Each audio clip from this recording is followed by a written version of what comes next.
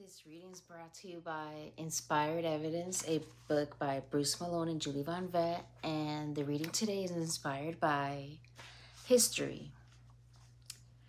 If the Tower of Babel existed, where is the tower? The actual structure is long gone, but many cultures from around the world have historical legends that describe the Tower of Babel.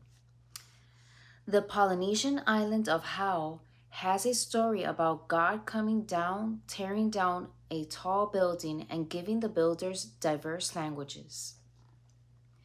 A Chaldean story tells of the inhabitants of the earth who were proud of their strength and began to build a tower. God sent a wind that ruined their tower and introduced a diversity of languages. Prior to this time, they spoke the same language.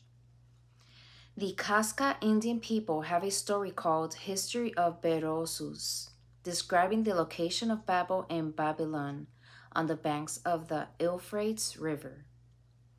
The Sumerian epic Enmerkar and the Lord of Aratta also gives an account similar to the Tower of Babel. The Toltec Indians of ancient Mexico have recorded their history that the first world lasted 1,716 years and was destroyed by a great flood. A few men escaped the flood in a closed chest. Following the great flood, the men began to multiply and build a very high tower. However, their language became confused, so different language groups wandered to other parts of the world. The Toltecs claim they started as a family of 7 friends and their wives who spoke the same language. They crossed great water, lived in caves, and wandered for 104 years till they came to southern Mexico. The account reports that this took place 520 years after the Great Flood. These are just a few accounts of the Tower of Babel. As people spread out, they would have brought their story with them. The Tower of Babel was a real event and is still the best explanation for the origin of the many languages of the earth. Ooh, very interesting. Scripture quote of the day is Genesis 11:4.